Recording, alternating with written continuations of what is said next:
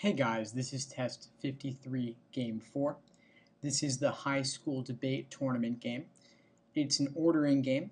We know this because we have the three teams ranked from first place to second place to third place, and we're also assigning the people M, N, O, P, S, and T to one of the three teams F, G, and H as we place them in order ranked first, second, and third. Now I've laid out a lot of rules here. I'll explain all of them. We know that S is always on team G, so I put SG in a vertical box. We know that T is always on the second place team, so I put T on second place. I've reserved the bottom row here for the team names themselves, F, G, and H, and then the top two rows for the people M, N, O, P, S, and T, because they tell us that each team gets exactly two people. They tell us that M and P are never on the same team, that P is higher than N, and that G is higher than H. So because G is higher than H can never be first place, G can never be last place. Because S and G are always together, I put that S cannot be on third place either, and of course because P is always higher than N, we can infer that N is never first place and P is never third place. And this right here is a nice bare bones initial setup for the game.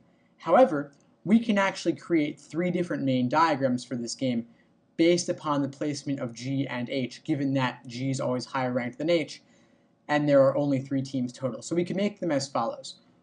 There are only three possibilities for the layout of the three teams due to the fact that G is higher than H and there are only three teams.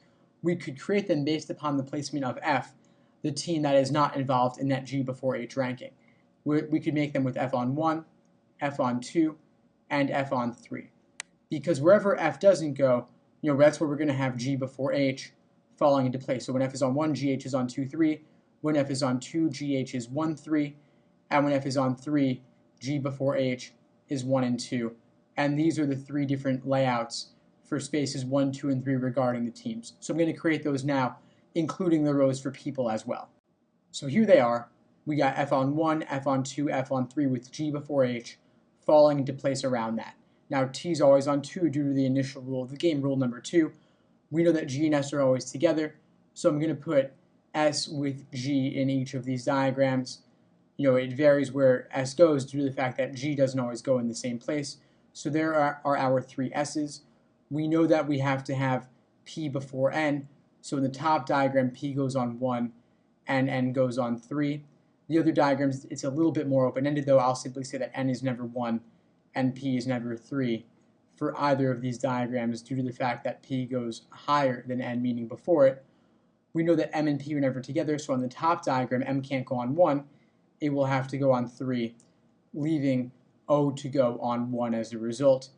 The other diagrams, it's still too open-ended to really place anything, so these two are a little bit more vague, but this right here is our initial setup for the game, and it'll make the questions a lot easier. So question number 18 is a typical orientation question. We're just going to take one rule at a time and apply that rule to all 5 choices, looking for violations. So we know, for example, that we always have G higher than H, but of course these rules don't even mention teams. These choices don't even mention teams. They're only mentioning people, so that's not going to be useful. We do know, for example, that M and P are never together, so we can check for violations of that, and we see choice B has them together, so B can be eliminated off the bat.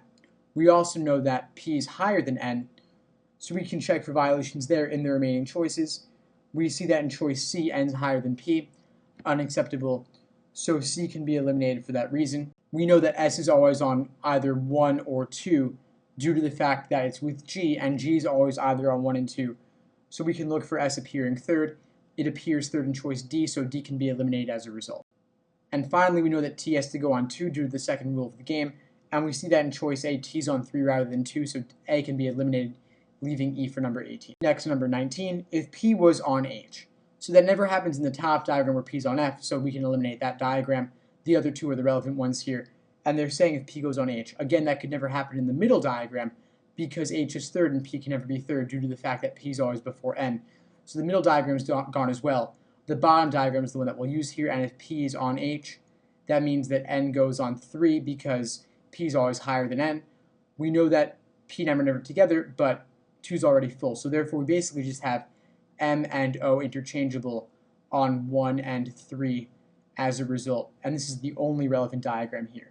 They're asking us what could be true. Could O be on 1? Yes, it could. So A is our answer for 19. I will look at the rest, though. P on 1 doesn't work, of course. P's on 2 here, so B's gone. M on 2 doesn't work because M's on either 1 or 3, but 2 can't, 2's already full, so C's gone. Next, D, N on 2, no, N is on 3 because P was on 2 and P's before N, so D's gone. And then E, S on 2, no, S is on 1 here, so E's gone, leaving A. Next, number 20, if O is on 2, so top diagram's irrelevant because O's on 1 there, it's the second and third diagrams that matter here. And since we have to have P before N, and 2's full now, we're going to have P on 1, N on 3 in both of these diagrams, leaving the remaining variable M to be on the empty space on 3 here. So these two diagrams contain every possibility for this question. What could be true? Could M be on G? No, M's on 3 with either F or H, so A is gone. Could N be on F? Yes, we have that right here in the bottom diagram. N and F are together, so B is our answer for 20. I will look at the rest though. O on G. No, O's either on F or H, but never G in this case, so C's gone. P on H. No, we have P on G in both of these diagrams, so D's gone. And then T on G. No T's on F or H, but never G in this diagram, in these diagrams, so E's gone, leaving B. Next, 21, if P and T were together. So top diagrams are relevant where P and T are separate. It's the bottom two diagrams that matter here with P on 2 once again. So P on 2 requires N on 3 in both of these diagrams. And then we have O and M interchangeable in the remaining spaces for both of these diagrams. So they're asking us, for how many people do we know exactly where they go? Well, we know where P and T go on both of them. They're consistent, so we definitely know that P and T will be going on 2, and then we have S going on 1, N going on 3 on both of these. So P, T, S, and N are determined no matter what, where P and T are on 2, S is 1, N is 3. Those guys are fully determined. It's O and M that are ambiguous, so 4 out of 6 for choice C. Next, 22, if M was higher than H. So we know right away the top diagrams are relevant where M is with H. In the bottom diagram here, we could have M on either 1 or 2. We don't know exactly where it's going. And then on the bottom diagram, M would have to go on 1, which would force P on 2, N on 3 due to the fact that P is always before N, leaving O to go on 3. Of course, over here, we will have P going before N, and then we will have O going as well, and O would have to go on 3 due to the fact that we need M on 1 and 2, M on 1 or 2, as well as P going on 1 or 2, so M and P are actually interchangeable, leaving N to go on 3 as a result. So they're asking us what could be true. Could we have F on 1? No F's on either 2 or 3 in these diagrams, so A is gone for that reason. Could we have G on 2? No, G's on 1 in both of these, so B is gone. Looking at C, N on 2, no N's on 3 in both of these, so C is gone. O on 1, no O's on 3 in both of these, so D is gone, leaving E by elimination. And of course, P on 1 could occur right over here in the middle diagram. P could be on 1, which would force M to go on 2 as a result, so choice E. Finally, number 23, who could S be paired with? Well, we know that S could go with T. We just saw that S could go with either M or P, so both M and P can be eliminated off the bat, so that gets rid of, A has M, D has P, and E has T, so we're down to B and C.